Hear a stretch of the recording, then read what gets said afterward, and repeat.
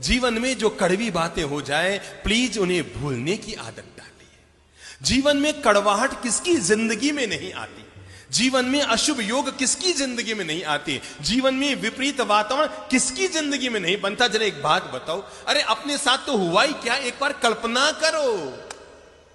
सीता कौन थी बोलो तो? लक्ष्मी का अवतार। सीता कौन थी? रघुकुल की महारानी। सीता कौन थी? जनक नंदिनी। सीता कौन थी? भगवान की पत्नी। अब जरा कल्पना करो तो, पैदा होने के लिए रामायण कहती है उन्हें मां की कोख न मिली, जमीन को फाड़ कर आना पड़ा। शादी हुई तो खुशियों का बैंड भी न बजा कि परशुराम बैंड बजाने पहुंच गए। शादी करके अपने ससुराल 4 दिन सुख से न जी कि मंथरा और कैकेयी प्रकट हो गई। पति का साथ निभाने के लिए जंगल में गई तो रावण प्रकट हो गया। रावण के चंगुल से निकल कर आई तो अग्नि प्रकट हो गई। अग्नि परीक्षा में निकल कर आई तो धोबी प्रकट हो गया।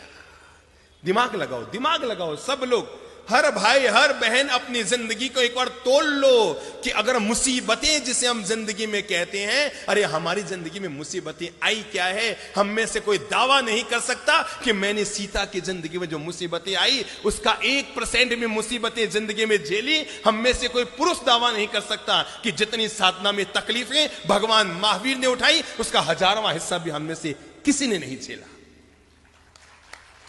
किसी ने नहीं झेला। पर जरा देखो तो सही, मां की कोख नहीं, परशुराम आ गया, कैकेयी प्रकट हो गई, रावण प्रकट हो गया, अग्नि प्रकट हो गई, धोबी प्रकट हो गया। सीता को फिर वनवास जाना पड़ा।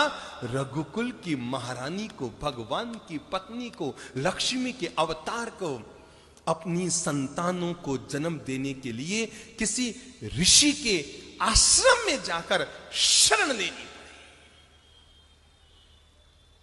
हमारी हालत उससे बोलो अच्छी? शाबाश, बहुत अच्छी। हम में से हर महिला के साथ ऐसा नहीं हुआ जैसा सीता के साथ हुआ। पर मैं आपको यह बताना चाहता हूं, इतना कुछ होने के बाद भी सीता के मन में शांति थी, चेहरे पर मुस्कान थी और अंतर मन में औरों के प्रति पवित्र भावना थी। मैंने इसलिए कहा, जीवन में बुरा वक्त तो कभी भी किसी के साथ जीवन में आ सकता है, लेकिन बुरा वक्त आने के बाद भी जब वो वक्त बीत गया, हो गया सो हो गया, जो बीत गई सो बात गई, तकदीर का शिकवा कौन करे, जो तीर कमा से निकल गया उस तीर का पीछा कौन करे। उसने आपकी जमीन दबा ली, नो प्रॉब्लम, जो मेरा है वो जाएगा नहीं और जो चला गया वो मेरा था ही नहीं। किस बात को लेकर मन में विषाद कर रहे हो और किस बात को लेकर मन में पीड़ा कर रहे हो।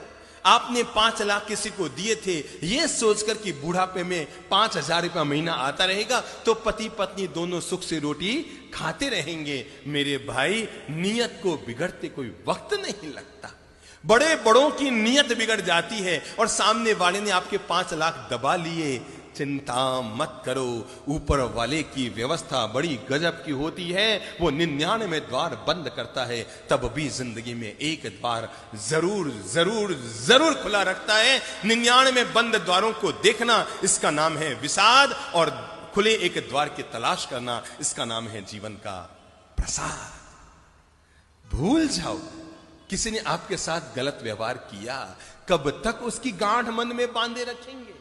किसी ने आपके 2 लाख डुबो दिए, अरे रुपये गए सो गए, कोई दिक्कत नहीं, आपकी नींद और चली गई, आपकी शांति और चली गई, आपकी मुस्कान और चली गई, आपकी सुख की रोटी हाथ से चली गई। रुपये गए सो गए, जाए भाड़ में। अरे सबके रुपये जाने ही हैं। आदमी जन्म लेता है ना तो लंगोट मां पहनाती, उसमें जेब नहीं होता, होता है क्या?